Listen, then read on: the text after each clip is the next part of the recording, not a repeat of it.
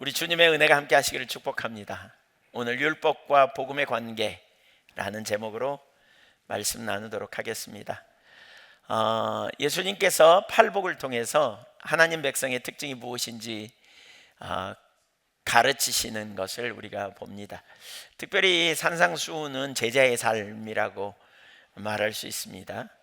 천국 백성이 주목하고 놓쳐서는 안 될 두 가지, 그러니까 하나님 백성으로서 어떻게 사는 것이 옳은지를 말씀하신 다음에 하나님 백성이 놓쳐서는 안 될 두 가지 주요한 요소들을 다루고 있어요. 그 중에 하나는 뭐냐면 지난주 살핀 것처럼 세상에서의 사명을 잊어버리지 않고 소금과 빛의 사명이 있음을 가르치신 거고요. 또 다른 하나는 무율법주의에 빠지는 것을 경계하십니다. 오늘은 특별히 이 무율법주의에 빠지는 것을 경계하는 말씀과 관련해서 우리 이제 마태복음 5장 17절 이하, 넓게는 47절까지 긴 말씀들인데 이 말씀들이 의미하는 바가 뭔지 우리가 더 살펴보기를 원합니다. 크게 두 가지를 볼 겁니다. 첫째, 복음과 율법.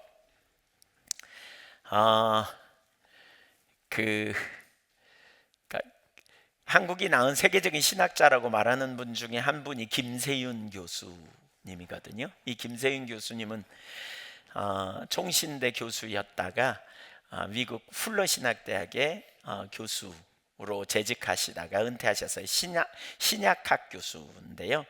이분이 이렇게 표현했어요. 구원파를 이단이라고 말하는 한국의 정통 교회들이 구원파적 복음을 선포하고 있다. 상당히 강력하게 비판하는 말씀이죠. 무슨 말인가요? 한마디로 말하면 믿음으로 얻는 구원만을 강조하다가 하나님의 백성으로서의 삶, 천국 백성의 정체성을 놓쳐버렸다는 거예요. 그래서 이런 모습은 구원파의 주장과 크게 다르지 않은 메시지라는 거죠. 그러니까 뭐가 문제인가? 복음이 등장함으로 율법이 폐기되어 버렸다라고 하는 그런 주장을 하게 되는 거예요. 그러니까 우리가 회개하고 복음을 믿으면 죄사함의 은총을 받게 되고 성령으로 거듭남으로 말미암아 이제 천국 백성이 되었어. 그러니까 넌 구원받았어. 그러니까 이제 어떻게 살아? 그래, 구원받은 백성으로 네가 그냥 네 마음대로 살면 되는 거야. 이렇게 본다는 거죠. 그러니까 구원받은 백성으로서 이제 천국 갈 거니까 말씀을 잘 안 지켜도 그냥 괜찮은 것처럼 본다는 거죠. 이런 관점이 팽배되면서 믿음과 행위를 분리시켰어요. 그래서 믿음과 행위가 함께 가는 것이 아니라 분리시키는 정반대인 것처럼 이렇게 여기는 경향이 있다는 거죠. 근데 이건 잘못됐어요. 왜냐하면 믿음은 곧 뭐예요? 믿는 대로 살 수 있도록 우리를 이끄는 행위로 연결되잖아요. 그러니까 믿는 대로 우리가 말하고 믿는 대로 생각하고 믿는 대로 선택하는 실제적인 삶인 거죠. 참된 믿음. 그저 지적 동의로만 끝나는 게 아니고 삶의 행위와 연결되어져야 된다는 거예요. 오늘날 적지 않은 사람들은 믿음으로 구원받았기 때문에 더 이상 율법을 지킬 필요가 없다고 생각하기가 쉬워요. 마치 율법을 지키는 것은 상급을 위한, 하늘나라에서 상급받기 위한 옵션쯤으로 여기는 경향이 강하다는 거죠. 그래서 이런 사람들은 믿음이 율법을 폐기했다라고 주장하는 경향이 있어요. 물론 성경에는 율법이 폐기되었다고 암시하는 구절들이 좀 있어요. 로마서 6장 14절 15절 한번 볼까요? 로마서 6장 14절 15절 시작. 죄가 너희를 주장하지 못하리니 이는 너희가 법 아래에 있지 아니하고 은혜 아래에 있음이라. 그런즉 어찌하리요? 우리가 법 아래에 있지 아니하고 은혜 아래에 있으니 죄를 지으리요? 그럴 수 없느니라. 우리가 법 아래에 있지 않다, 은혜 아래에 있다, 이런 구절들이 율법이 폐기된 것처럼 여겨지는 구절이에요. 그러나 구약의 율법은 세 가지로 우리가 이해할 수 있거든요. 하나는 뭐냐면 의식법, 또 하나는 시민법, 이스라엘 백성으로서의 시민법을 말하고요. 윤리적인 것을 가르치는 도덕법이 있어요. 그러니까 그 중에 폐기되어야 될 게 있다면 의식법과 시민법이에요. 도덕법은 폐기되어서는 안 되는 거죠. 예수님이 바로 이 부분에 대하여 우리에게 올바로 가르치는 영역이 5장 17절 18절을 보면 알 수 있거든요. 마태복음 5장 17절 읽어볼까요? 시작. 내가 율법이나 선지자를 폐하러 온 줄로 생각하지 말라. 폐하러 온 것이 아니요 완전하게 하려 함이라. 진실로 너희에게 이르노니 천지가 없어지기 전에는 율법의 1.1획도 결코 없어지지 아니하고 다 이루리라. 예수님이 이 땅에 오셨는데 율법을 폐하러 온 게 아니다. 그러면서 완전하게 하려 하십니다. 그렇죠? 완전하게 하려 오셨다.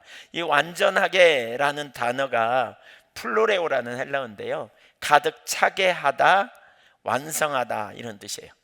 예수님이 오셔서 율법을 완전하게 풍성하게 하셨고 가득 차게 하셨다.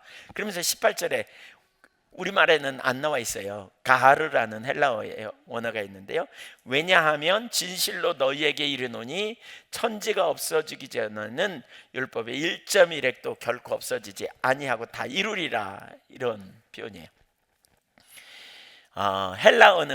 히브리어는 되게 좀 이렇게 좀 복잡해요. 히브리어는 단어가. 근데 히브리어 중에 가장 적은 1.1획이라는 뭘 가르냐면 적은 단어가 요드라고 이렇게 점 하나 찍히는 거예요. 점.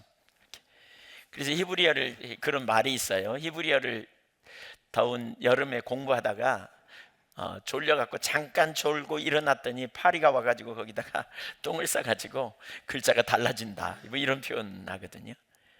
그러니까 글자 하나 이렇게 점 하나 찍히는 것, 이게 이제 요드라는 단어인데 그거 하나도 없어지지 않는다는 거죠. 그러니까 완전한 성취를 이룰 거다, 이렇게 말하시는 거죠. 그러니까 예수님의 삶이 그러셨어요. 우선 예수님은 율법을 올바로 가르치심으로 완성하신 분이시죠. 성경에 그런 부분들이 참 많이 나오죠. 그러니까 바리새인들과 서기관들이 그 당시에 율법 전문가라고 말했지만 율법을 부분적으로 이해하거나 또 왜곡되게 이해한 거예요. 그러니까 예를 들면 이제 오늘 어버이 주일인데 율법에 뭐예요? 내 부모를 공경하라 이렇게 말하죠. 부모를 공경하는 것 중에 한 가지는 물질을 가지고 섬기는 것도 포함되거든요. 근데 유대인들이 그 물질을 하나님께 드렸다, 고르반이라고 말하면 하나님께 드림이 되었다, 그러면 부모에게 물질을 공급하지 않아도 된다, 이런 식으로 왜곡되게 해버렸다는 거예요. 그래서 예수님이 그런 걸 강력하게 이제 지적하시죠. 누구보다도 바리새인들과 서기관들은 율법을 중요시 여겼어요. 그래서 율법을 확대했어요. 그래서 248가지는 계명, 이렇게 하라, 예를 들면 내 부모를 공경하라 같은 그런 계명이고요. 365가지는 이렇게 하면 안 돼, 이게 금령이죠. 금령. 그러니까 예를 들면 살인하지 말라, 간음하지 말라, 이거 말라 이렇게 들어가는 게 금령이에요. 해서는 안 되는 이걸 365가지, 그래서 613가지로 만들어 가지고 율법을 잘 지키려고 노력했어요.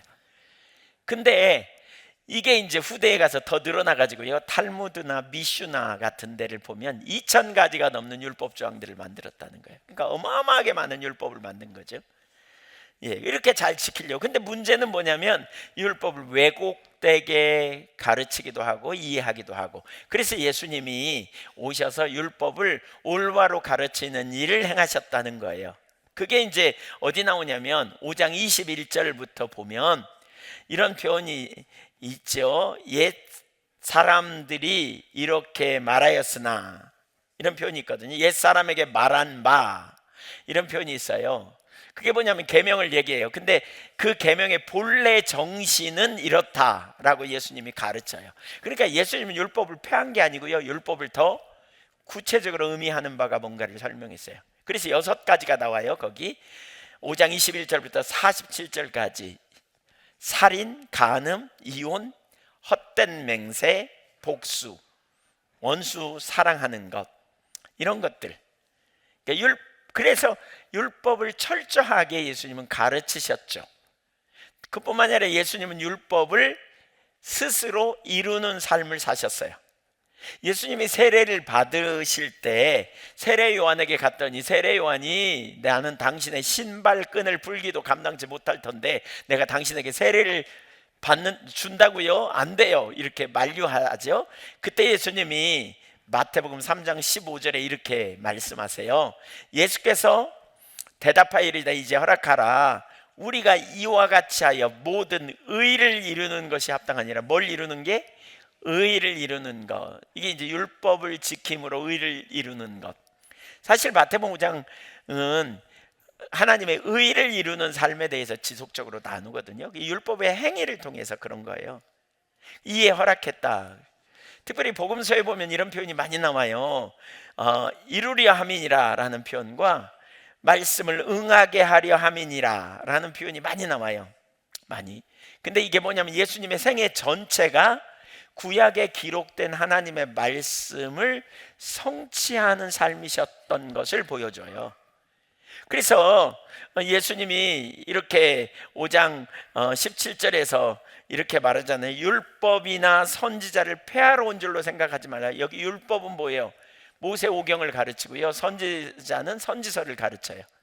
구약은 선지서와 율법과 선지서, 거기다 이제 하나 더 하면 지혜서가 참조된다. 보통 이렇게 말하는데 성문서라고 말하는 이런데 이 두 가지는 구약 전체를 가르쳐요. 그러니까 예수님은 구약을 멀리하지 않고 구약 전체를 자신의 삶을 통해 성취해 가신 분임을 보여요.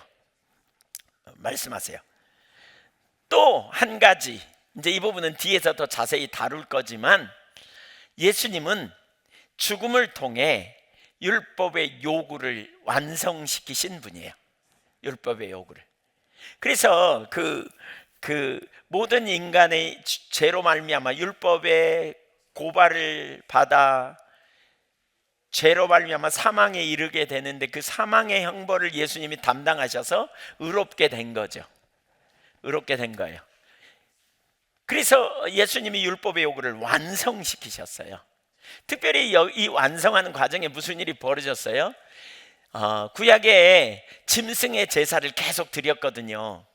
그러니까 예수님이 십자가에 달려 죽으심으로 이제 영단번에 완전한 제사를 드려서 오늘날 우리는 제사를 드릴 필요가 없게 됐어요. 그러니까 구약의 율법 중에 제사법, 제의법이 제외됐잖아요. 그뿐만이 아니라 예수 그리스도를 믿는 사람은 이제 유대인이나 헬라인이나 유대인이나 이방인이나 모두 다 하나님 나라 백성이 됐어요. 과거에는 이스라엘 백성들이 지켜야 될 시민법, 민법이 있었어요. 근데 그 법마저도 이제 예수 그리스도 안에서 우리는 하나님의 백성이 되었기 때문에 그 법도 폐기되고요, 한 가지만 남았어요. 그게 무슨 법?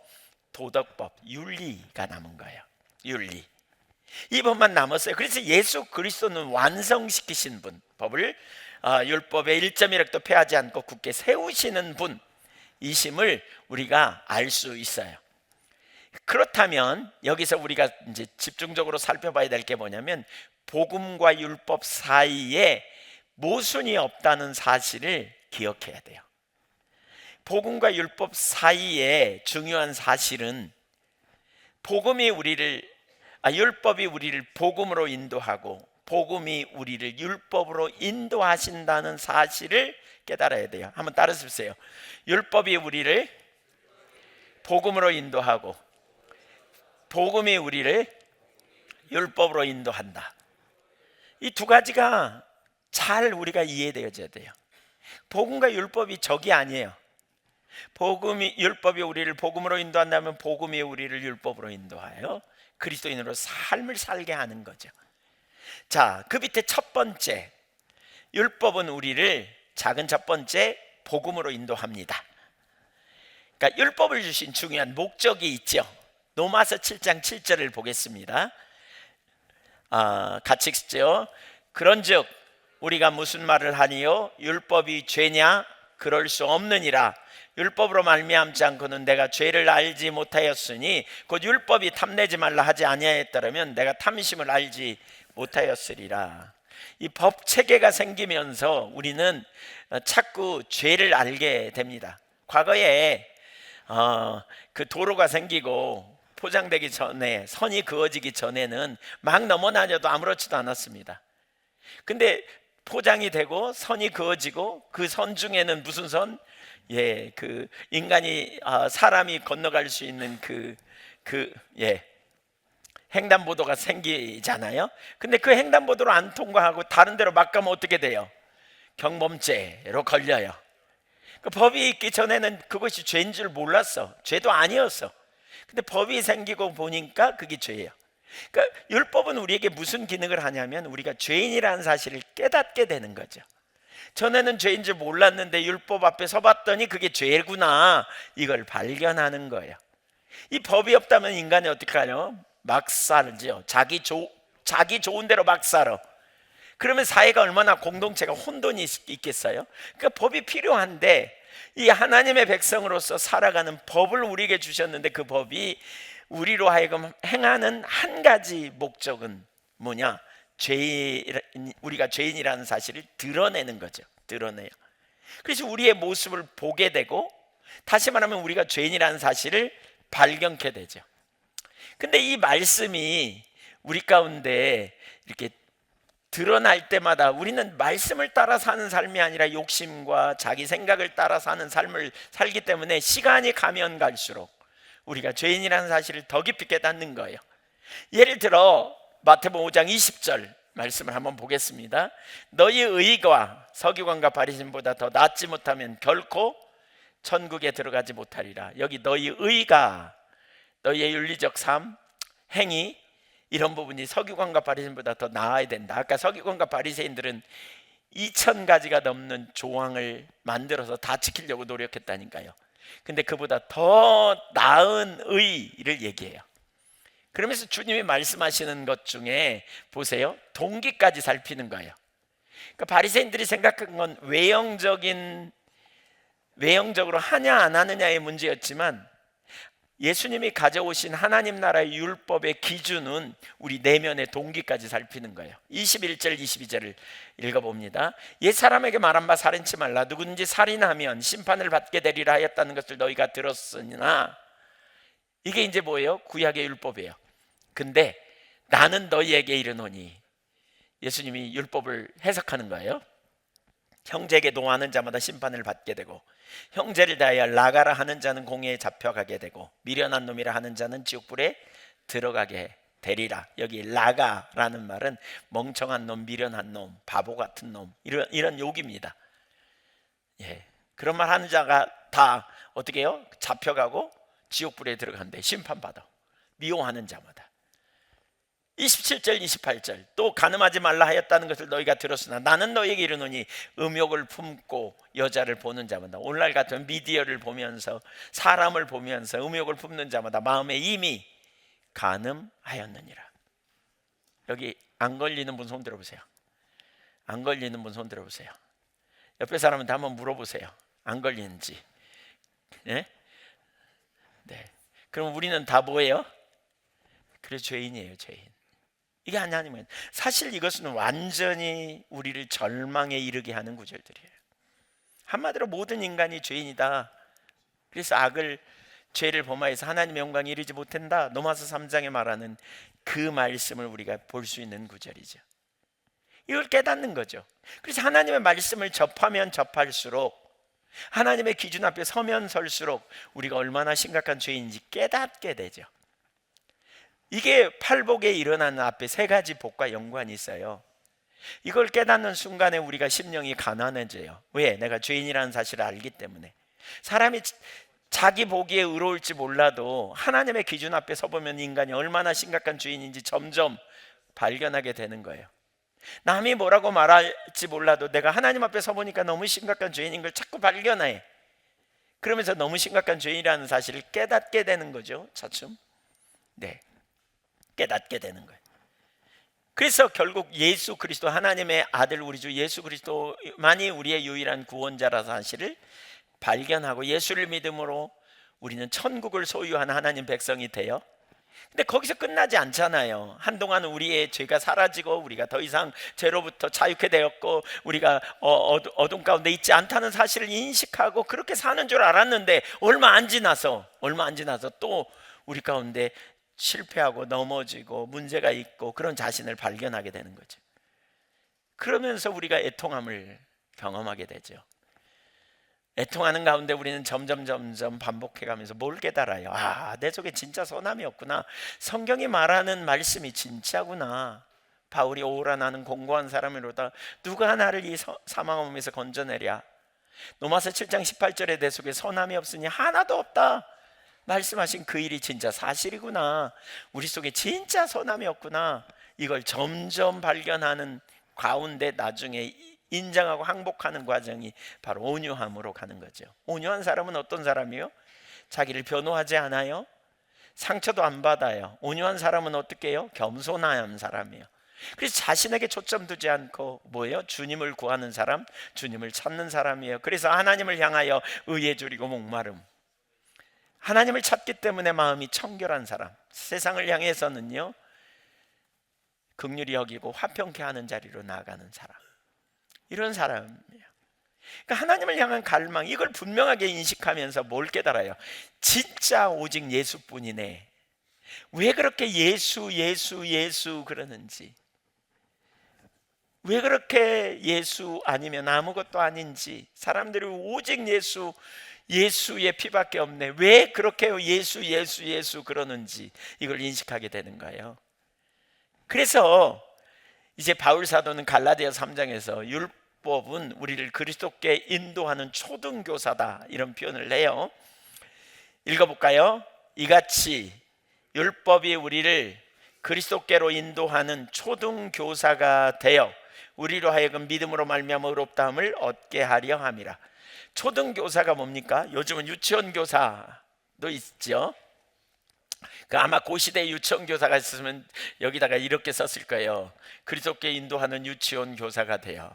이렇게 가장 기본적인 것을 가르치는 거잖아요. 기초적인 거. 우리 신앙의 가장 기초적인 건 뭐예요? 내가 죄인이라는 사실을 깨닫게 되는 거예요. 율법이 바로 그 일을 한다는 거예요.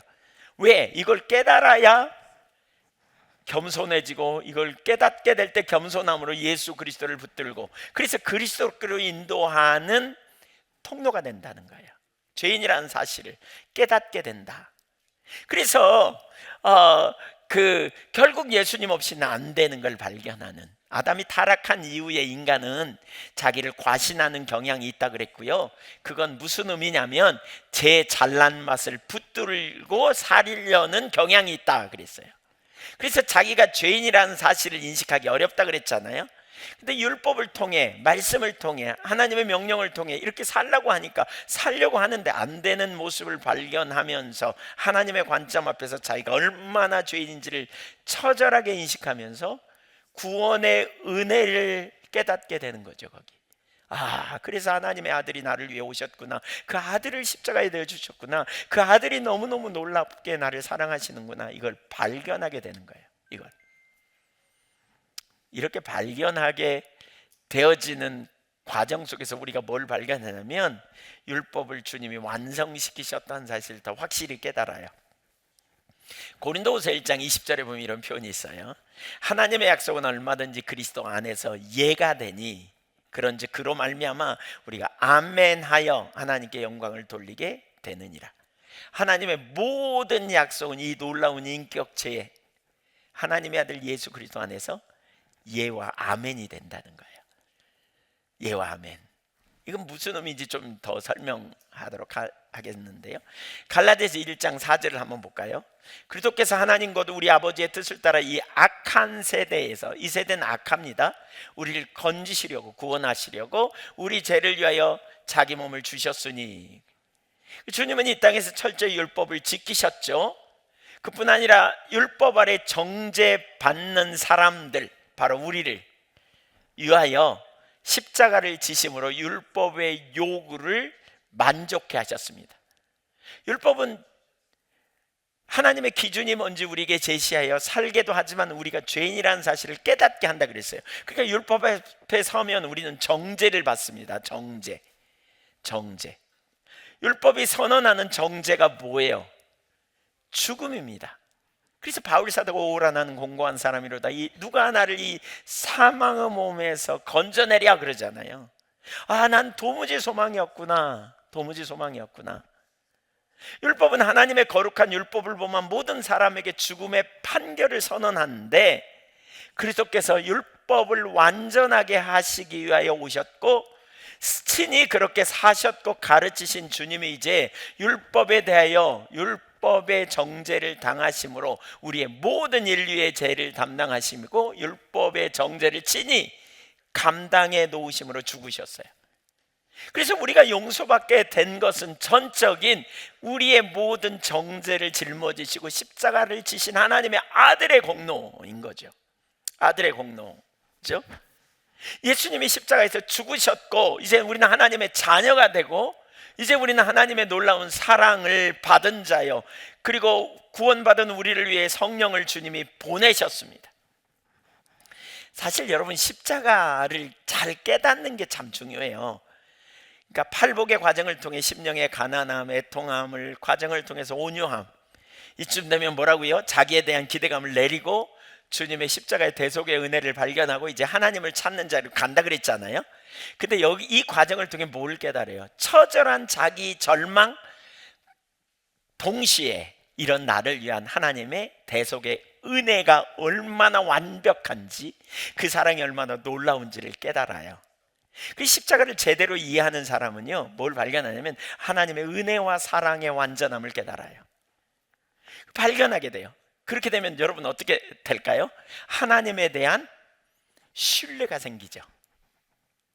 그분이 나를 위해 완전한 은혜를 내가 알기도 전에 준비하시고 나를 위한 완전한 사랑을 베풀고 계심을 알게 되니까.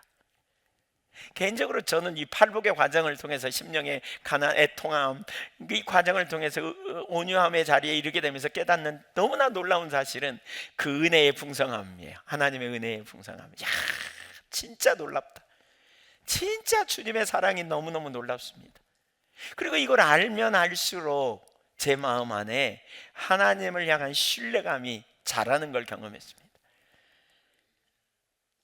그리고 그분을 신뢰하는 마음이 커지면 커질수록 어떠냐? 그분의 말씀이 곧 생명이고 그분을 의지하니까 그분의 인도하심이 가장 완전하고 그분과 동행하는 것이 최고의 축복이라는 것을 발견하게 된 것이죠.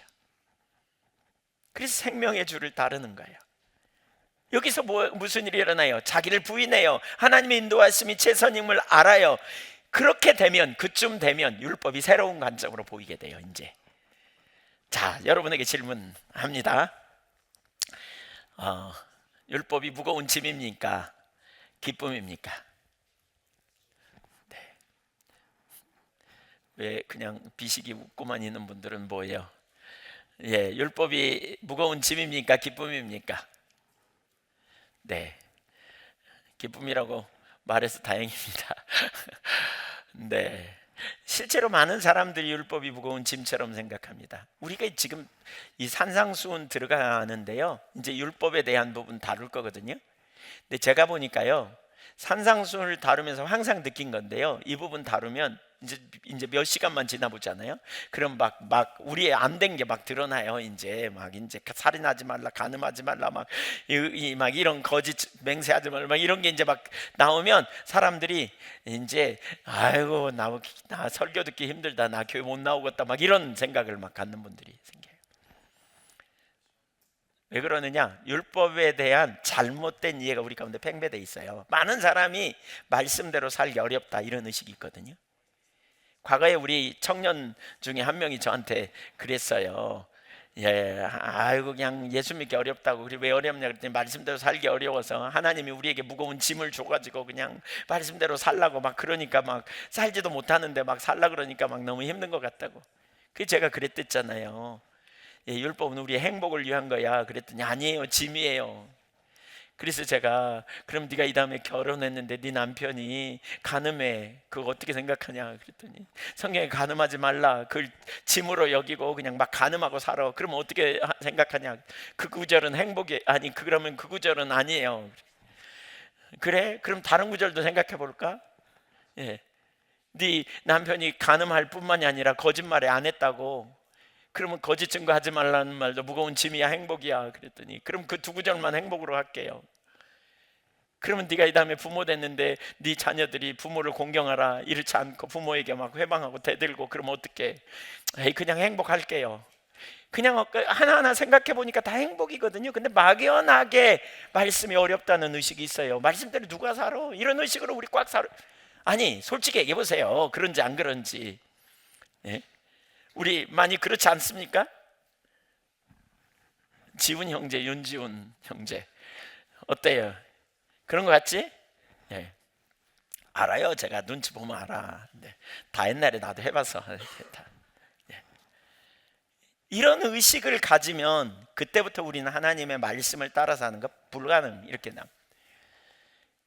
근데 십자가의 대속의 은혜와 사랑을 알면 이 말씀이 우리에게 행복인 것을 볼 수 있어요. 여러분 율법을 가만히 하나님 말씀하신 거 하나하나 다 뜯어보세요. 우리에게 불행을 주기 위해서, 우리를 얽어매기 위해서 주신 메시지가 아니에요. 행복을 위해서 주신 메시지예요. 다 기본적으로. 특별히 행복을 위해 주신 하나님의 말씀이에요. 근데 그 하나님은 우리를 살리기 위해 유하신 분이고요, 우리를 위해 독생자를 아끼지 않을 만큼 우리를 사랑하시는 분임을 염두에 두고 이 말씀을 접근하는 게 필요해요. 십자가를 깨달으면 하나님의 말씀은 더 이상 무거운 짐이 아니고 기쁨이고, 그리고 그 말씀을 따라 행하는 것이 우리 삶의 놀라운 행복의 길이라는 사실을 우리가 발견하는 자리로 가야 돼요. 하나님의 백성을 향한 은혜의 하나님께서 당신의 백성을 향한 당신의 행복을 위하여 주신 말씀인 것을 붙들고 넘어가야 돼요. 이런 은혜가 있기를 축복합니다. 그래서 첫 번째로 복음은 뭐라고요? 율법은 우리를 그리스도께로 인도한다고요. 그걸 깨닫게 되는 게 은혜예요. 자, 두 번째, 복음은 우리를 율법으로 인도합니다. 율법은 이제 더 이상 무거운 짐이 아니에요. 왜 무거운 짐이 됐냐면 스스로 지킬 능력이 없어서 그래요. 그러니까 아까 두 가지예요. 지킬 능력이 없는데 자꾸 뭘 하라 그러니까 교회 나오는 게 힘들어, 어려워, 말씀대로 살기도 어려운데, 그러나 이제 달라졌어요. 여러분 이걸 기억해야 돼요. 달라졌어요. 복음 안에서 답을 발견했어요. 그것이 뭐냐면 하나님이 우리를 내버려 두지 않고 우리 안에 오셔서 생명이 되셔서 성령의 능력으로 말씀대로 살 수 있도록 길을 내셨어요. 이 부분 이제 좀 우리 속으로 기도하면서 들으면 좋겠어요. 왜냐하면 이런 부분 깨닫는 게 되게 중요하거든요. 특별히 지금 시점에 이 부분을 우리 한교회가 더 깨달아야 돼요. 로마서 8장 2절, 3절, 4절을 읽어볼까요? 한 목소리로 같이 시작. 이는 그리스도 예수 안에 있는 생명의 성령의 법이 죄와 사망의 법에서 너를 해방하였음이라. 율법이 육신으로 말미암아 연약하여 할 수 없는 그것을 누구는 하시나니? 하나님은 하신다. 이게 이제 우리의 눈이 열려야 돼요. 육신이 연약하여 할 수 없는 그것을 하나님이 하셔서 구원받았다면 이후의 삶도 하나님이 살 수 있게 해주신다는 거예요. 그래서 자기 아들을 죄 있는 육신의 모양으로 보내어 육신의 죄를 정하사, 4절 보세요. 육신을 따르지 않고 그 영을, 성령을 따라 행하는 우리에게 율법의 요구가 이루어지게 하려 하심이니라 그랬어요. 그러니까 믿음으로 명령하신 주님께서 능력을 부어주실 것을 믿음으로 우리가 아는 거죠. 뭘 알아요? 말씀대로 살 수 있는 능력이 내 안에 없어. 처절하게 나는 깨달았어. 그래서 하나님의 아들이 나를 위해 죽으셨어. 그러나 이제 그리스도 안에서 나는 예수와 함께 죽었고 예수와 함께 다시 살아났고 예수와 함께 나의 시민권이 하늘에 있어. 그리고 그 예수님이 나를 고아로 버려두지 않기 위해 내 안에 오셨어요. 성령으로.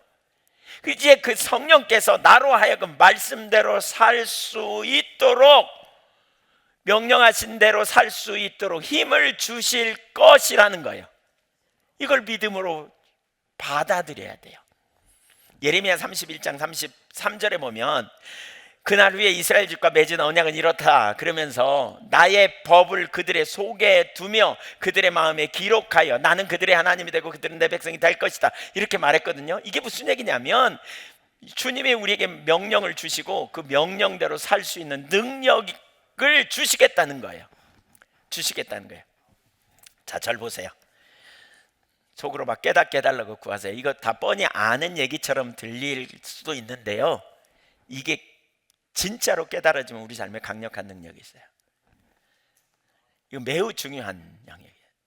진짜로 깨달아지면 강력한 능력이 있어요. 그러니까 무엇보다 자신의 무능함과 선함 없음을 발견한 사람들은 동시에 하나님의 큰 은혜를 발견한 사람이잖아요. 구원을 위해서 하나님의 은혜와 사랑을 발견하면서 하나님을 신뢰하는 가운데 이제 우리는 뭐 하냐면 우리 안에 오신 성령을 의지하는 거예요. 의에 목마른 이유가 바로 거기에요. 능력 주시는 주님. 주님은 당신의 백성들과 함께 하기를 원하시잖아요. 이 성경의 약속이죠. 함께 하기를 원하심이 성경의 약속입니다. 근데 그 주님이 누구예요? 우주를 창조하신 만왕의 왕이에요. 전능하신 하나님, 능치 못함이 없는 그 하나님이 우리와 함께 한다? 그러면 어떤 일이 벌어질까요? 필요한 순간에 길을 내시고, 필요한 순간에 필요를 채우시고, 반석에서 물을 내시기도 하고, 홍해를 가르시기도 하고, 만나를 내리시기도 하고, 필요한 순간에 불기둥 구름기둥으로 구체적으로 인도하시기도 하고, 필요한 순간에 대적으로부터 구원해 내시기도 하고, 능력을 부으셔서 그러한 일을 감당하도록 하신다는 거예요. 주님이 주시는 은혜 가운데서 율법을 행하는 능력을 얻게 되는 거예요. 예를 들어볼게요. 제가 처음 섬기던 교회, 죽전교회 이야기 자주 하잖아요. 거기 가서 제가 목회자로서 할 수 있는 게 거의 없었다 그랬잖아요. 아무것도 없는 진짜 처절한 한계 가운데, 그러는 가운데 하나님이 이사야 11장 2절을 읽으면서 그 성령, 하나님의 성령에 대해서 말하면서 전략을 가지신 분, 모략과 재능의 신, 그 말이 전략을 가지신 분이라는 말을 알고요, 전략을 달라고 막 기도하는 가운데 기가 막힌 생각을 통해서 전도가 되고 사람들이 교회로 돌아오게 됐는데 두 번째 문제가 생겼댔잖아요. 무슨 문제가요? 사람들이 왔지만 복음을 전혀 못 이해해요. 그러니까 뭐 평생 우상숭배 하던 분들이고 글도 잘 모르는 분들이 복음을 설명해야 무슨 얘기인지 알아듣지도 못하고, 그러니까 이분들이 구원받지 못할 것 같은 그런 생각이 들었어요. 완전한 절망이었어요. 완전한 절망. 저는 그분들 구원 못 받을 거라고 생각했어요. 그러다 어느 날 성령으로 하지 않고는 이게 불가능하다는 사실을 깨달으면서 성령께서 임하시도록, 하나님이 임하시도록 이사야 64장 1절 2절 말씀을 가지고 기도했잖아요. 하늘을 가르고 강림하셔서 불이 섭을 사르듯 불이 물을 끓음 같게 하나님 임하여 달라고, 이런 기도하는 가운데 성령께서 그 교회에 임재하시니까 상황이 달라졌다고요. 전혀 이해하지 못하던 사람들이 말씀을 잘 이해하게 되고, 전혀 뭔지 깨닫지 못하던 사람들이 설교를 정확하게 이해해서 떠든거리지만 설명할 수 있을 만큼, 그리고 그들의 삶이 변화되고 달라지는 역사가 일어났다고요. 누가 하셨다고요? 누가 했다고요? 이글수 목사가 설교를 잘하고 이글수 목사가 능력이 있어갖고 그렇게 했다고요? 아니에요. 누가 하셨다고요? 주님이 오셨다고요. 주님이 하셨다고요. 여러분, 이게 우리의 삶의 능력인 걸 기억해야 돼요. 보세요, 여러분 안에 답이 없어요. 우리 안에 답이 없어요. 그래서 하나님의 아들이 오셨죠. 제가 설교자로서 어떤 때는 이런 한계를 되게 많이 느낍니다. 진짜 잘 준비해가지고 과거에도 설교해요. 그러면 야, 오늘 은혜 받을 거야 막 그러고 기대하는데 사람들 뒤집어질 거야. 그런데 사람들이 안 뒤집어져. 그러면 끝나고 제가 뒤집어져 가지고 이게 뭐야 막 그러고 막 그랬어요. 뭐 준비 잘하면 될 줄 알았어요. 뭐 좀 열심히 공부하면 될 줄 알았어요. 연구하면 될 줄 알았어요. 전혀 안 되는 거예요. 설교 잘해갖고 삶이 변하냐? 아니에요. 주님이 뒷받침하셔야 돼요. 주님이 오셔야 돼요. 제가 이걸 깨달아요. 그래서 계속 기도하면서 뭐라 그러냐면, 주님 저에게 임하여 달라고, 주님 저에게 은사를 부어 달라고, 저에게 선물을 달라고, 하늘로부터 오는 선물이 필요하다고, 그래야 제가 사역을 감당한다고. 이러다 보니까 어떤 때는 진짜 놀라운 일을 참 많이 경험해요. 제가 집회 같은 데 갈 때 어떻게 해야 될지 몰라요. 가서 그 자리에 앉을 때까지 어떻게 해야 될지 모를 때가 있어요. 그러면 그냥 몸부림을 치죠. 하나님 은혜로 함께 해달라고, 기름 부어달라고, 은사를 저에게 부어달라고, 가르치는 은사, 하나님의 함께 하시는 역사를 보게 해달라고. 근데 딱 서는 순간에 언제 머리가 그렇게 복잡했는지 그게 싹 날아가고요, 무슨 말씀을 전할지 선명하게 그 다음 메시지가 떠올라요. 그리고 하나님이 너무너무 놀랍게 할 때를 많이 경험해요. 결국 누가 오셔야 돼요? 주님이 오셔야 돼요. 여러분, 이걸 깨달으면 좋겠어요. 여기 중요한 포인트가 있어요. 우리 안에 답이 없어요. 우리 안에 능력이 없어요. 그래서 하나님의 아들이 오셨어요. 주님께서 우리 안에서 우리와 함께 있기를 원하시는 주님께서 우리 안에서 일하기를 원하신다고요. 우리로 말씀을 주시고 그 말씀대로 살 수 있도록 능력으로 역사하기를 원하신다고요. 우리 주님이 누굽니까? 부활의 주님입니다. 죽은 자를 다시 살리시는 하나님의 능력이 우리 안에 있습니다. 그래서 바울 사도는 에베소서 1장 18절 이하의 마음 눈을 밝히사 부르심의 소망과 영광의 기업의 풍성하심과 그 힘의 유력으로 믿게 된 우리에게 베푸신 하나님의 능력이 지금 우리 안에 와 있음을 밝히 깨닫게 해달라고. 그러면서 20절에 뭐라 그랬어요? 그 능력이 예수 그리스도를 죽은 자 가운데서 다시 살리셨다, 이걸 얘기해요. 여러분, 부활의 능력이 여러분 안에 와 있어요. 부활케 하신 하나님의 능력이 우리 안에 와 있음을 믿으십시오. 이 비밀을 깨달아야 돼요. 우리가 말씀대로 살지 못해. 그러니까 말씀대로 살기 어려워. 나는 안 돼. 자기를 바라보면서 우리가 언제까지 헤맬 거냐는 거예요. 여러분, 그렇게 하면 우리는 절대 변화 안 돼요. 나는 능력이 없지만 주님의 능력이십니다. 답이 안 보이세요? 낭망하고 절망하는 대신 주님 찾으세요. 은사를 부어달라고, 성령으로 충만케 해달라고, 기름 부어달라고. 제가 답이 없으니까 성령님 충만하게 해달라고, 성령 안에서 살기를 원한다고. 저를 내버려 두지 말라고. 입을 넓게 열고 하나님 앞에 믿음으로 구하세요. 목마른 사슴이 시냇물을 찾기에 갈급한 것처럼 종이 주인의 손을, 그 여종이 여주인의 그 주모의 손을 바라보는 것처럼 사모하며 주님의 은혜를 구하여 우리가 주님이 동행하시는 가운데 우리의 삶의 능력을 경험하고 돌파를 경험하고 말씀대로 살아가지 못하는 영역에 대해서 애통해하고. 기억하십시오. 주님의 능력이십니다. 수많은 전기를 읽어보십시오. 한계 아래 절박하게 눌려있는 그들이 예수 그리스도를 만남으로 하루아침에 뒤집어지는 경험, 우리 얼마나 많이 봅니까? 그들만의 특별한 일입니까? 아닙니다. 부활의 능력, 부활의 능력. 상습적으로 오랫동안 묵었던 그러한 오래된 악한 습관이 예수 그리스도의 능력으로, 부활의 능력으로 단번에 깨지게 될 줄로 믿습니다. 주님이 우리에게 행복의 길이라고 주셨는데 우리가 행복의 길을 자꾸 무거운 짐처럼 여기고, 그리고 무거운 짐 취급하고, 하나님의 우리에게 원하지도 않는데 우리가 행복의 길이 아니라 무거운 짐을 또 하나 얹어주고 우리를 못살게 구는 것처럼 취급하는 태도는 완전히 잘못된 태도입니다. 능력은 우리에게 있지 않습니다. 능력은 우리 주님께 있습니다. 그래서 예수님이 하나님이 창세기 17장 1절에 나는 전능한 하나님이야 그러면서 보면 너는 내 앞에서 행하여 완전하라. 전능한 하나님을 믿음으로 바라보고 하나님을 의식하고 하나님이 공급하실 능력 의지하여 완전하게 행하라는 거잖아요. 걸어가라는 거예요. 말씀하신 대로 우리가, 여러분, 주님과 동행하는 삶은 걸어가는 거라 그랬잖아요. 말씀을 따라 자꾸 삶을 옮기는 거라 그랬잖아요. 예, 거리적인 옮김도 있지만 가치관의 옮김, 태도의 옮김, 자세의 옮김, 내가 내 아내에게 혹은 내 남편에게 말하는 태도가 잘못됐다면, 혹은 우리 자녀들에게 말하는 태도가 합당하지 않는다면, 그것 때문에 맨날 지적받는다면 그 태도를 바꾸는 것이죠. 물질에 대한 관념, 하나님께 맡기는 거, 우리 모든 삶을 하나님의 백성답게 고민하면서 말씀을 드릴 때 조정하는 것, 따라가는 것. 근데 어떻게 따라가요? 따라가려고 보니까 너무 유언 부담이 있어. 따라가려고 하다 보니까 너무 손해나는 것 같아. 안 되는 이유가 뭐예요? 내가 하려고 하니까 그런 거죠.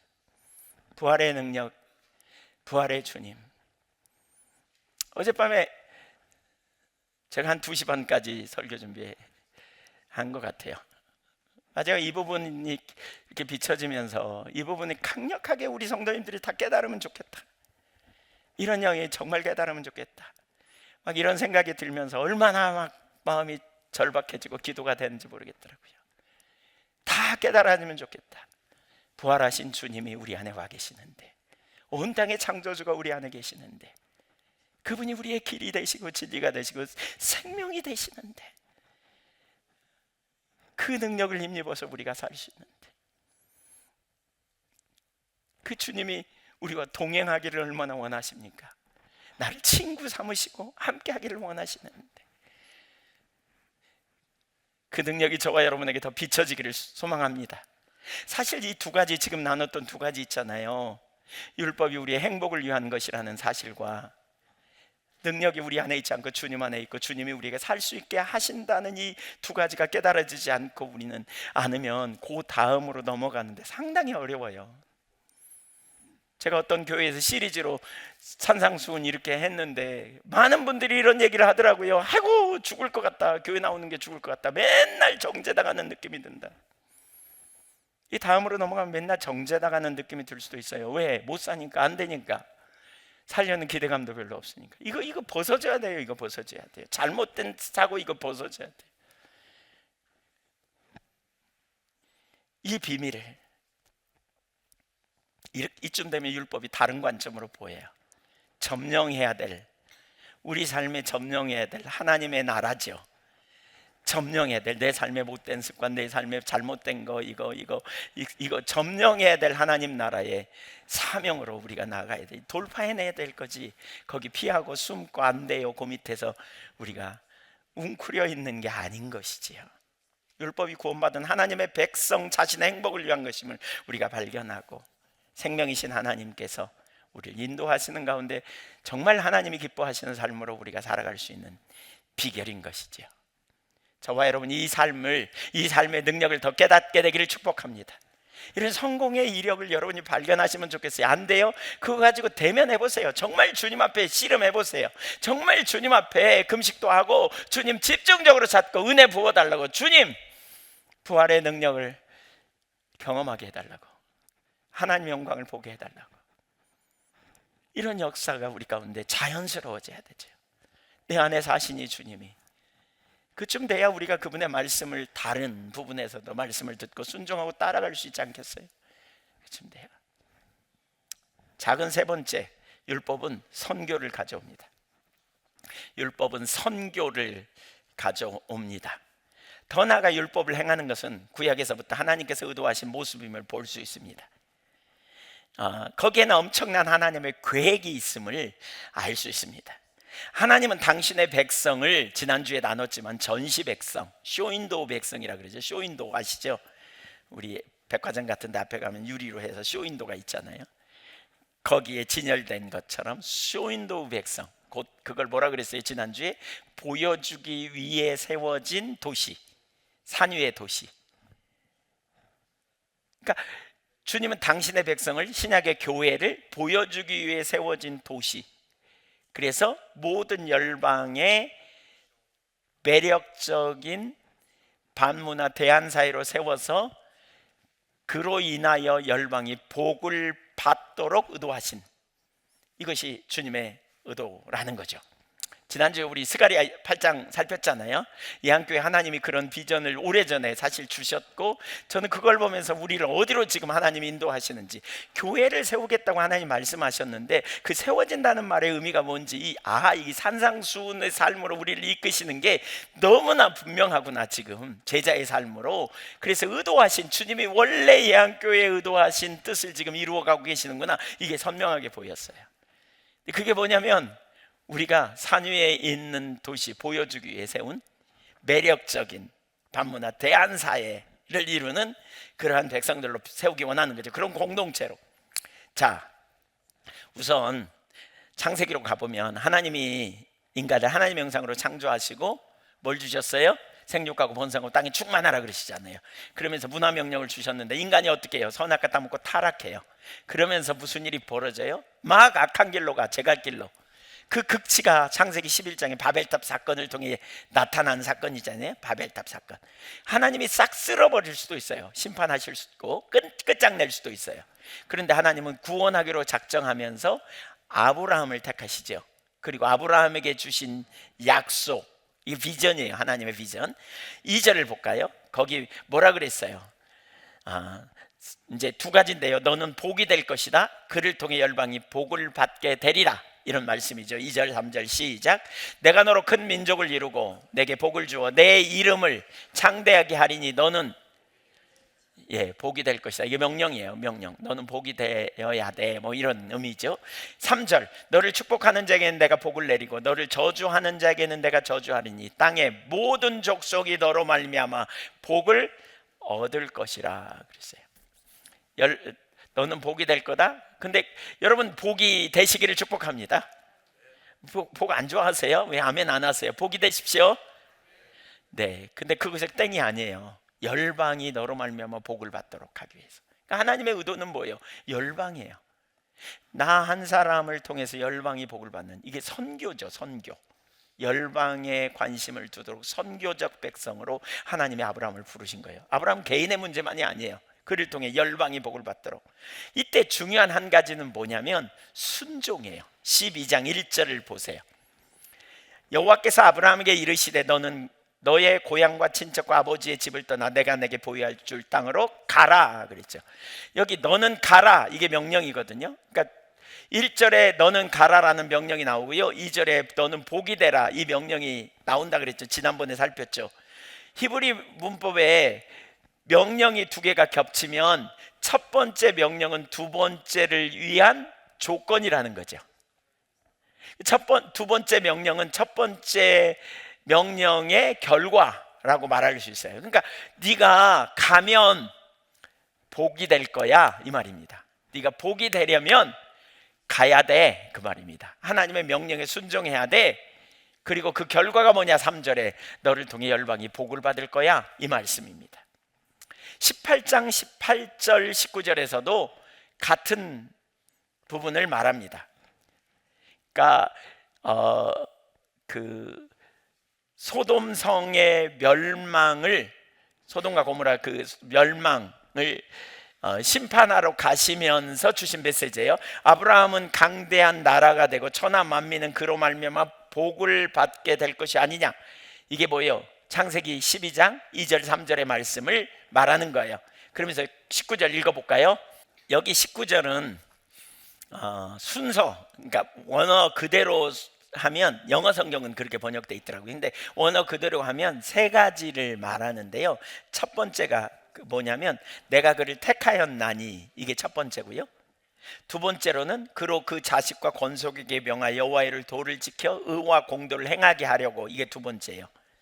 그러니까 말씀대로 살게 하려고 하는 거예요. 율법 지키게 살게 하려고. 세 번째는 뭐냐, 나 여호와가 아브라함에게 대하여 말한 일을 이루려 함이라, 이게 세 번째예요. 이걸 크리스토퍼 라이트라고 하는 구약학자는 이렇게 말했어요. 선택, 윤리, 선교. 그러니까 하나님이 선택하신 목적은 뭐냐면 여호와의 도를 지켜 의와 공도를 행하게 하려고 하심이라는 거죠. 이 윤리라는 거예요. 그리고 그 결과가 뭐냐면 아브라함에 대해 말한 일, 복이 되고, 아브라함 자신이 복이 되고 열방이 복을 얻는 일을 이루려고 하심이라는 거예요. 이거예요. 그래서 크리스토퍼 라이트는 이렇게 말하더라고요. 특히 윤리가 선택과 선교의 중간 지점에 있다는 것을 주목해야 한다. 윤리는 선택의 목적이자 선교의 기초가 된다. 다시 말해 하나님이 아브라함을 택하신 것은 하나님의 성품을 배우고 그것을 윤리적으로 나타내는 공동체를 세우기 위함이다. 교회가 어떻게 돼야 되는지 지금 보이시죠? 하나님의 성품을 드러내고 배워서 윤리적으로 드러내는 공동체를 세우기 위함. 그리고 세 번째, 그와 같은 공동체가 실제로 존재함으로 인해 열방이 복을 받는, 복을 전하는 하나님의 선교가 실행될 것이다, 이렇게 표현해요. 이걸 양쪽 끝에서 한번 접근해 볼까요? 그 구절을 좀 거기 올려주면 좋은데, 세 가지 질문인데요. 끝에서 우선 선교의 개념으로 보면 하나님이 궁극적인 선교는 뭐냐는 거예요. 궁극적인 선교, 열방이 복을 받는 것이라는 거예요. 열방이 복을 얻기 위해 오는 거예요. 하나님께 오는 것. 이게 궁극적 선교예요. 열방이 복을 받기 위해. 그 다음에 두 번째로 그것이 어떻게 성취되냐, 가운데 요소죠. 그게 뭐냐, 의와 공도 가운데 야훼의 도를 따라 살도록 가르침을 받을 공동체가 세상에 드러남을 통해서, 그러니까 하나님의 말씀대로 살고 잘 사는 공동체가 세상에 드러남을 통해서 이런 얘기예요. 세 번째로, 하지만 그런 공동체는 어떻게 생겨날 것인가? 하나님이 아브라함을 그 창시자가 되도록 선택하셨기 때문에, 이런 얘기예요. 아브라함을 하나님이 택하신, 아브라함이 누구냐? 하나님이 선택하시고 우정을 맺은 사람. 이게 선택이라면, 하나님이 아브라함을 왜 선택했느냐? 매력적인 백성이 되게 하려고, 의와 공도와 윤리를 행하기 위해서. 그래서 무슨 목적으로? 열방이 복을 받게 하려고. 여러분 한번 가만히 생각해 보세요. 제가 왜 여러분 삶의 태도가 여러분하고 좀 다르면 좋아 보여요, 나빠 보여요? 아니, 삶의 태도가 네, 죄송합니다. 어떻게 보이느냐의 문제인데, 예를 들면 예의가 바르고, 예를 들면 다른 사람 배려하는 사람을 보면 좋아 보여요, 나빠 보여요? 매력적이에요, 아니에요? 매력적이죠. 제가 가끔 이제 영국에 많이 다니잖아요. 계속 몇 년째 계속 다니는데, 이제 영국에 가면, 영국이 신사의 나라라 그러잖아요. 근데 이제 요즘은 여러 민족이 있다 보니까 안 그러는 예도 있지만, 호텔 같은 데 가면 이제 좀 이제 매번 그런 건 아니지만 어떤 데는 좋은 호텔 이렇게 가기도 해요. 좀 괜찮은 호텔. 근데 가잖아요. 그러면 복도에서 이렇게 저쪽에서 걸어와요. 그럼 복도가 한 여기 가운데 통로쯤보다 좀 넓을 거예요. 그러면 둘이 지나가도 전혀 안 부딪혀요. 근데도 불구하고 딱 옆에 서줘요. 그리고 기다려요. 지나가도록. 예, 우리 저기. 예. 그럼 이제 지나갑니다. 그러고 이렇게 가줍니다. 그리고 이제 제가 이렇게 나가는데 저기서 누가 문을 열고 나가잖아요. 그러면 이렇게 쳐다보고는 문을 잡아줘요. 제가 문을 잡을 때까지. 되게 배려하는 거죠. 엘리베이터 타면 이제 누가 오면 이걸 눌러주고, 또 타면 인사도 합니다. 이렇게 웃으면서, 따뜻하게 웃으면서 굿모닝 인사도 해주고 그렇습니다. 이제 차를 달라 그러면 문을 열어주고요. 그리고 차 타면 문도 닫아주고. 제 아내가 언젠가 한번 그러더라고요. 영국 갔다 오더니 조금 신사가 돼 간다고. 제가 이렇게 좀 매력적, 이게 배워지더라고요. 이게 이렇게 은연중에 이렇게 좀 배워져요. 갔다 오면, 한 번씩 갔다 오면. 왜 배워요? 좋아 보이니까. 우리나라 문화가 되게 많이 다르죠. 그런 문화에 사는 사람들이 이제 우리나라 오면 쉽지 않을 수도 있겠죠. 우리 저기 임승훈 선교사님이 한국에 와가지고 엘리베이터 누가 탈라 그래서 이렇게 잡아줬대요. 문을 잡고. 그래서 타길래 싱긋 웃으면서 안녕하세요 인사했더니, 그분이 갑자기, 그 여자분이 40대쯤 된 여자분이 인상을 빡 쓰면서 저한테 왜 그러세요? 이렇게 하더라는 거예요. 그래서 깜짝 놀랐다고. 하나님의 말씀을 따라 살 때 인간관계도 그렇고 가치관도 그렇고 남을 향한 배려도 그렇고 굉장히 신사적인 거죠. 다른 삶, 다른 차원의 삶. 어려운 일을 당할 때 하나님 율법을 따라 살 때 그를 안 돌보고 그냥 지나가지 않잖아요. 도움을 주고 섬기고 나누고. 이걸 통해서 무슨 일을 경험해요? 우리 지난주에도 봤죠. 신명기 4장 4절 5절. 가나안의 매우 타락한 문화 속에 들어가는 그들에게 너희가 그 세대의 사람들과 다른 율법을 잘 지켜 행하면 그 지역의 사람들이 어떻게 본다고요? 자기들과 다른 문화, 자기들과 다른 이상적인 모습을 보면서 그들은 매력을 느끼게 된다고요. 이 매력을 느끼는 게 두 가지라 그랬죠. 하나는 뭐예요? 하나님의 말씀을 따라 존중히 여기는 자에게 하나님이 함께 하시면서 기도가 응답되고 필요도 채워지고, 문제가 있을 것 같은데 문제가 이상하게 잘 해결되고, 이런 모습을 지켜보고, 또 그들의 삶의 매너가, 행동이, 태도가 굉장히 신사적이고 굉장히 좋고 인권적이고 사람을 섬기는 이런 태도를 가지니까 주변 사람들이 와, 저들은 정말 매력적인 사람들이다, 그리고 몰리게 될 거라는 거예요. 이게 스가랴 8장에 있는 이야기이기도 하고요. 말이 다른 이방 민족 10명이 와서 우리가 너희에게 하나님의 은혜가 있다면 우리도 은혜를 받자, 강대한 나라들이 몰리게 되는 이런 역사가 일어난다 그랬잖아요. 바로 이러한 하나님께서 공동체를 세우기 원하는 거죠. 주님의 의도하신 공동체가 무엇인지 우리가 선명히 볼 수 있지요. 반문화 대한사의 매력적인 백성으로 세우기 위해서. 특별히 저는 스가랴 8장을 보면서 그게 쫙 깨달아지더라고요. 그러면서 우리 산 위에 있는 도시, 너희는 세상의 빛이라고 말하면서 얘기했잖아요. 근데 그 바로 다음에 나오는 게 뭐냐면 율법의 1.1획도 하나님 폐하지 않고 율법의 삶을 우리가 살도록 초청하시고 있는 거죠. 여러분, 어떤 교회를 세우기 원하는지 아시겠어요? 하나님 뭘 하시려고 하시는지 아시겠어요? 여기 중심에, 매력적인 산 위의 도시 중심에 율법이 있어요. 사랑하는 여러분, 하나님은 우리에게 가장 좋은 걸 주시기를 기뻐하시는 분임을 믿으시기 바랍니다. 그리고 무엇보다 하나님은 우리에게 말씀대로 살 수 있는 능력을 우리 안에서 주시겠다는 거예요. 그래서 우리 주님을 의지하여 그 삶을 실제로 살아가는 그 능력 있는 삶으로 저와 여러분을 세우기 원한다고 믿습니다. 왜 아멘 안 하세요? 스가랴 8장 지난번에 우리 주신 약속과 연결해서 보면 너무 눈에 보이지 않아요? 진짜 하나님이 예한교회를 세우신다는 게 뭔지, 주님의 공동체가 어떻게 세워지기 원하는지 너무 분명히 보이는 것 같아요. 우리의 모든 삶이 하나님의 삶에서 하나님의 말씀을 존중히 여기고 우리가 따라 살 때 하나님이 우리와 함께 하시면서 생명이신 하나님이 여러분의 삶의 가정의 태문을 열어주시고 여러분의 삶의 관계가 회복되고 여러분의 삶의 은혜가 함께하고 지혜와 전략과 능력을 주셔서 삶의 모든 영역에 정말 독보적으로 드러나는 그런 은혜가 있기를 축복합니다. 동시에 여러분의 삶의 매력적인 주변 사람들이 볼 때 그런 삶이 회복되기를 원하는 이런 공동체로 주님이 우리를 세우려고 하시는구나. 전 너무 선명히 보이는 것 같아요. 이게 이것이 하나님의 의도예요. 하나님의 뜻이구나, 이거예요. 자, 두 번째, 제가 사실 오늘 이 부분만 두 번째만 설교할까 이런 생각도 들었어요. 그만큼 중요한 영역인데요. 이 삶이 되기 위해서 우리 가운데 되게 중요한 게 예배를 통한 지속적 만남이 있어야 돼요. 예배를 통한 지속적 만남. 따라서 예배를 통해 지속적으로 하나님과 만남이 있어야 된다. 그러니까 율법을 따라 사는 삶, 이 삶, 하나님 자원으로 사는 삶이죠. 다른 하나는 이 삶이 되려면 뭐예요? 하나님 중심적인 삶에서만 가능해요. 그래서 무엇보다 하나님과 신선한 만남이 있는 예배가 중요해요.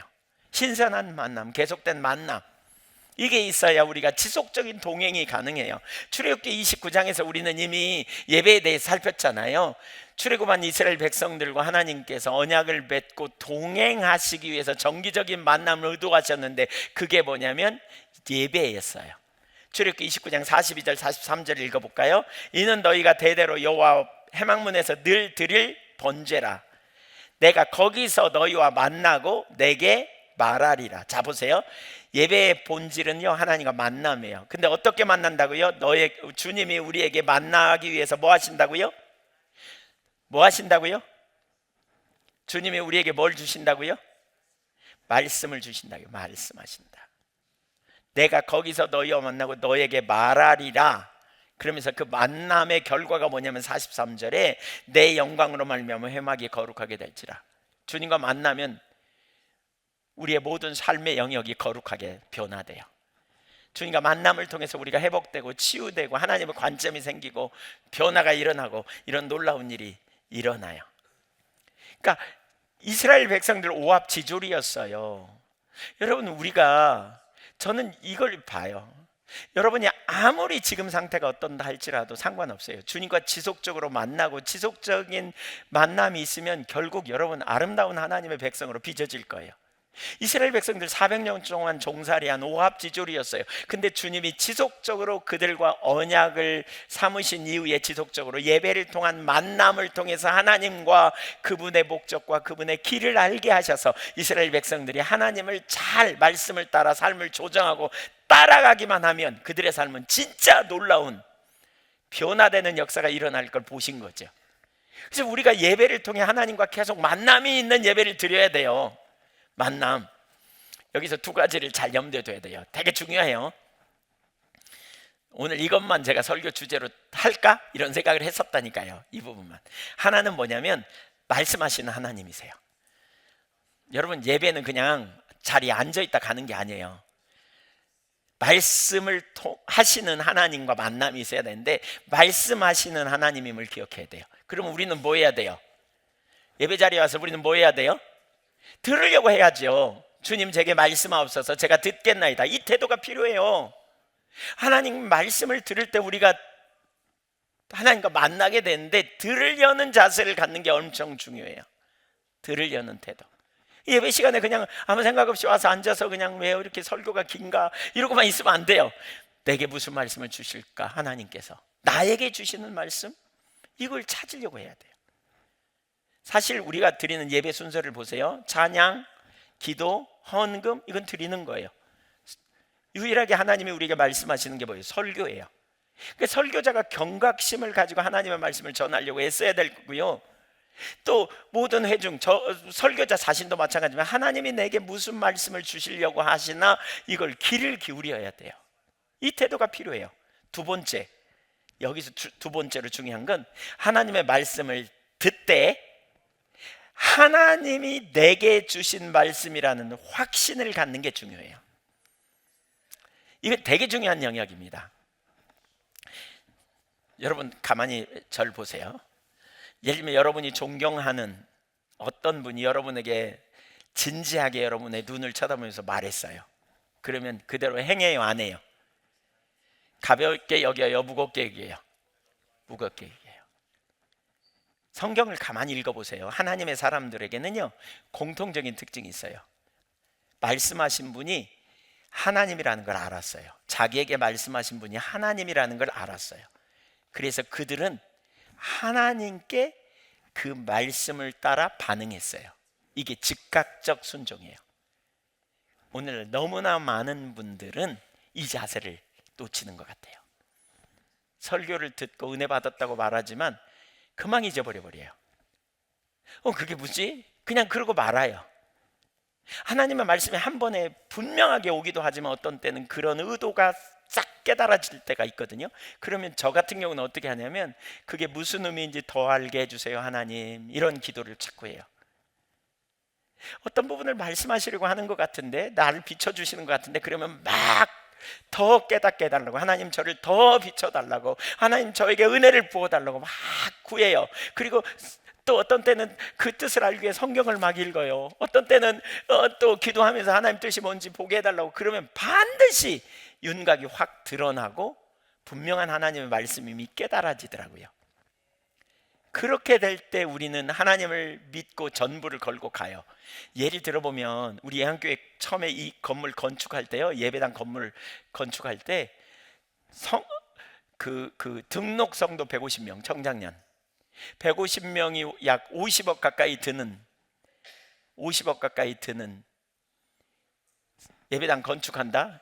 이거 제정신이 아닌 거예요.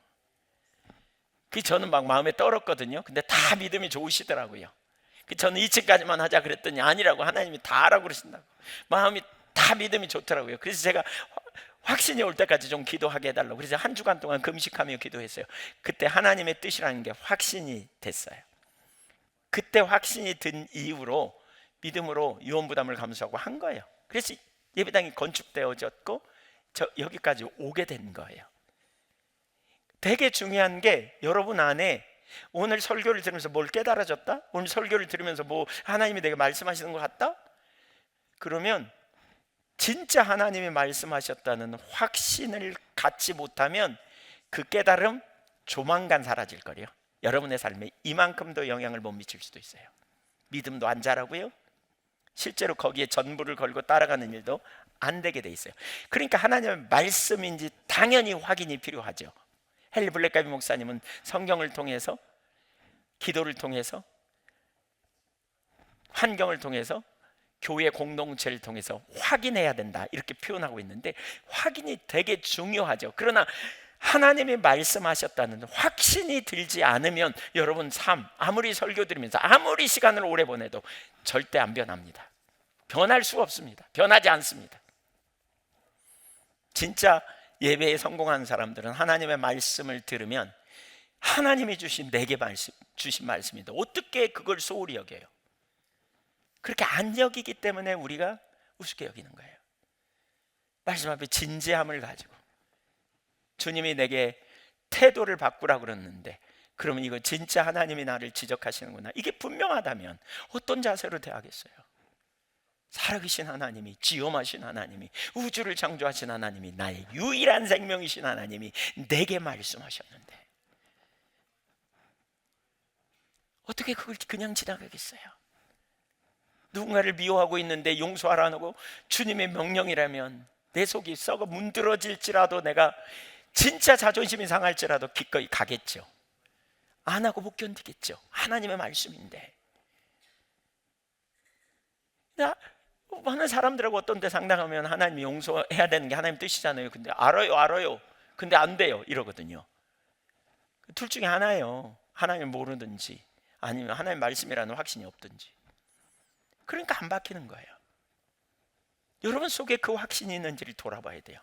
나는 말씀을 어떤 태도로 지하는지, 내게 주신 하나님의 말씀인지, 이게 우리 가운데 비춰지지 않으면 설교를 아무리 들어도, 하나님의 어떤 감동을 아무리 주셔도, 왜 예레미야서나 이사야서에 보세요.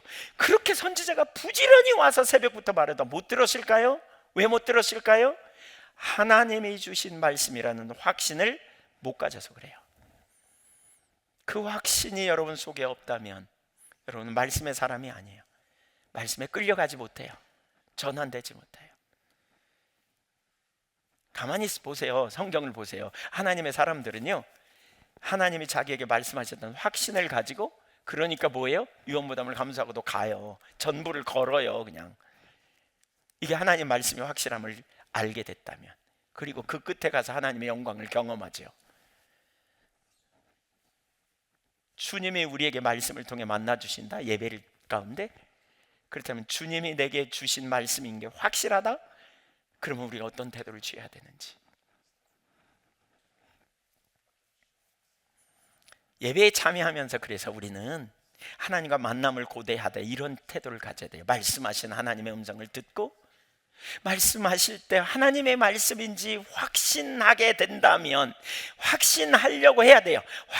이게 진짜 말씀인지 아닌지 자꾸 보면서, 이게 진짜 하나님 말씀이야, 성경적 원리에 맞고 진짜 하나님이 주신 말씀인 게 분명해. 그러면 우리는 그때부터 하나님께 반응하는 실제적인 자리로 나아가야 믿음이 새로워지고 하나님을 아는 지식이 자라고 우리 삶의 변화가 일어나고 한 번의 예배가 그 삶 전체를 바꿔놓게 되는 일이 일어나는 거죠. 수많은 예배. 여러분 성경에 보세요. 이사야 6장에 보면 이사야 선지자가 어느 날 성전에 가서 예배하는 가운데 자신들의 예배가 형식적인 예배라는 걸 깨닫잖아요. 그래서 이사야 6장 5절에 내가 망하게 됐다, 입술이 부정한 사람이고 입술이 부정한 백성 중에 거하면서 만군의 여호와이신 왕을 배웠다. 형식적인 예배에 있구나, 이걸 깨달으면서 그러자 주님이 그를 정결케 해주시죠. 그런 다음에 주님의 목소리를 들어요. 내가 또 주의 목소리를 들은 적이 있으되 내가 누구를 보내며 누가 우리를 위하여 갔고, 그때 내가 이르되 주여 내가 여기 있나이다, 나를 보내소서. 예배 한 번을 통해서 그날 가만히 생각해 보세요. 이사야 선지자는요, 그 전과 그 후는 완전히 다른 인생을 살았을 거예요. 이게 예배예요. 이게 예배.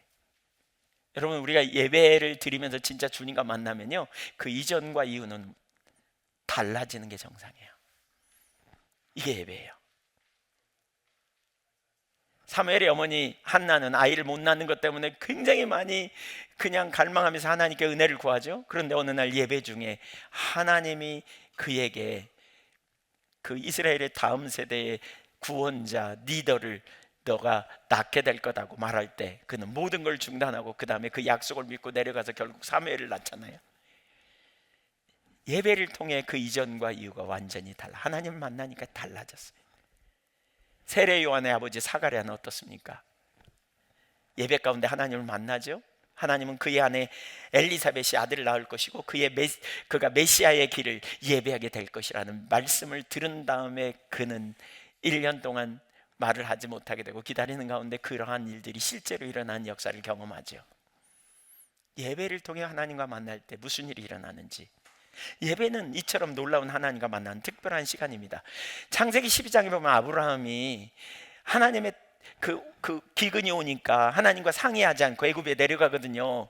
그러니까 여러분, 사람이 자기 보기에 좋아도 필경은 사망의 길이 있다, 이렇게 잠언서 얘기하잖아요. 아브라함이 하나님과 의논하지 않고 가요. 그러다가 결국 무슨 일이 있습니까? 아내를 뺏길 뻔하잖아요. 그런데 하나님이 큰 은혜를 베푸셔서 아내 못 뺏기지 않게 할 뿐만 아니라 보물을 얻어가지고 그가 애굽에서 나오게 될 때 그가 제일 먼저 한 일이 뭔 줄 아세요?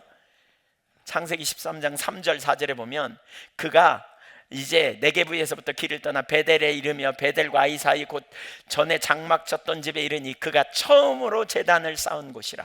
그가 거기서 뭐예요? 여호와의 이름을 불렀더라 그랬어요. 그는 예배의 비밀을 알았어요.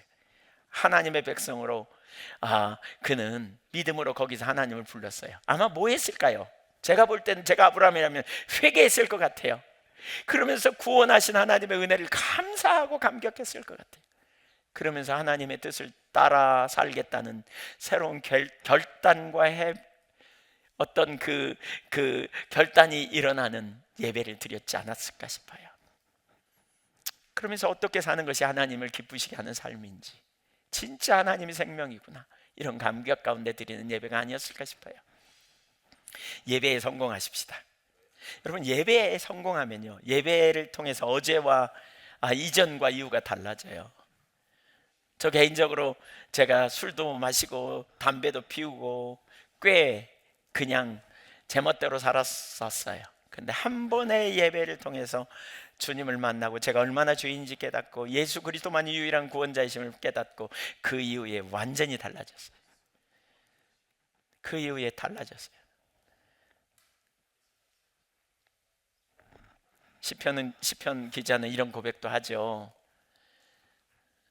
악인이 형통하고 의인이 고난받는 것 때문에 할마트면 내가 실족하여 넘어질 뻔했다. 그래서 내가 어쩌면 이를 할까 하여 고민했다. 그런데 어느 날 하나님의 성소에 들어가서 악인의 결국을 깨달았다. 의인의 최후 승리를 알게 됐다. 여러분, 예배에 성공하면요, 달라져요. 변해요. 새로워져요. 우리가 하나님 앞에 올바른 예배자로 정말 하나님을 기대하면서 예배에 참여할 수 있기를 축복합니다. 단 한 번의 예배를 통해서 인생 전체가 변화될 수도 있어요. 정말 믿음으로 우리가 사모하며 주님 만나기를 사모하고 그렇게 주님을 찾는 그런 예배자로 여러분 서십시오. 어쩌면 모태신앙은 습관처럼 예배 오래 드렸을 수도 있어요. 그냥 주일날이니까 당연히 주일날 교회 안 가면 찝찝해가지고 올 수도 있어요. 근데 그런 형식적인 예배가 아니라 진짜 하나님 만나주세요, 하나님 알게 해주세요, 이렇게 사모함으로 나갈 때 우리가 하나님이 얼마나 놀라운 능력이고 그분의 부활의 능력이 우리와 함께 하심을 우리가 더 깊이 깨닫고 그분 앞에서 날마다 승리하는, 예배에 성공하면 두려움이 떠나가요. 예배에 성공하면 염려가 내려져요. 예배에 성공하면 우리 인생의 길이 보여요. 예배에 성공하면 우리가 하나님과의 깨어진 관계가 다시 회복되고 새로워지는 놀라운 은혜가 있어요. 예배에 성공하면 주님과 날마다 신선한 만남 가운데 동행하는 일이 일어나고 날마다 회복되고 새로워지는 역사를 경험하게 될 거예요. 예배에 성공하십시다. 기도하겠습니다.